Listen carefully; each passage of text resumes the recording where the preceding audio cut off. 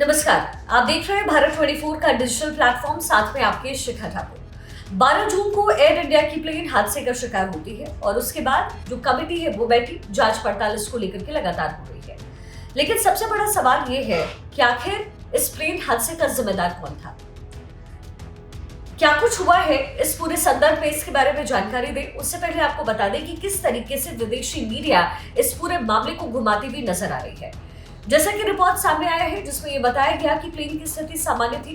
Plane का fuel पूरी तरीके से सही स्थिति में था, जो switch on switch off buttons थे वो काम कर रहे थे, यानी टेक ऑफ से पहले प्लेन की स्थिति बिल्कुल वन एंड गो मोड में थी। लेकिन फिर ऐसा क्या हुआ कि विमान दुर्घटना का शिकार हो गई टेक ऑफ करते ही।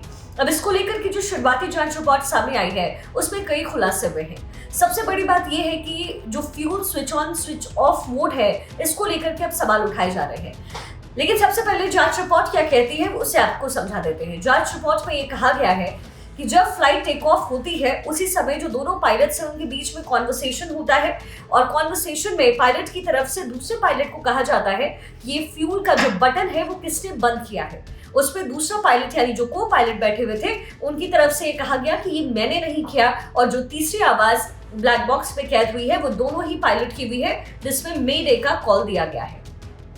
अब इसके बाद सवाल ये उठता है कि अगर फ्यूल का बटन स्विच ऑफ होने की वजह से ये प्लेन हादसे का शिकार हुआ तो फिर ये आखिर किया किसने था।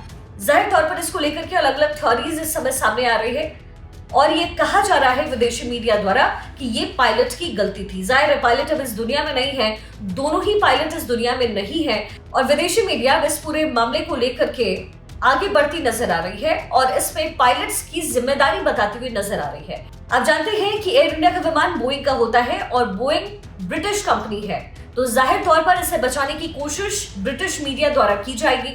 लेकिन इससे पहले आपको बता दें कि बोइंग की कई एरोप्लेन्स हैं, कई विमान हैं जो इससे पहले भी हादसे का शिकार हुए हैं और जब भी प्लेन से सफर की बात आती है तो लोग बोइंग से ट्रैवल करने से कतराते हैं।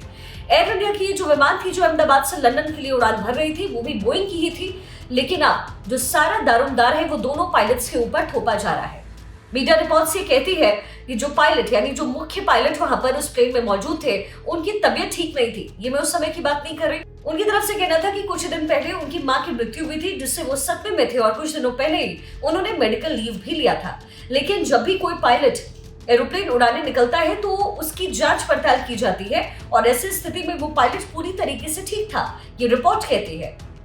तो फिर बड़ा सवाल ये है कि आखिर बोइंग को बचाने के लिए ये जो विदेशी मीडिया है वो ऐसा क्यों कर रही है। आखिर बोइंग को बचाने के लिए इतने लोगों की मौत का जिम्मेदार उन दोनों पायलट्स को क्यों माना जा रहा है, या सिर्फ बोइंग को बचाने के लिए विदेशी मीडिया ये हरकत कर रहा है।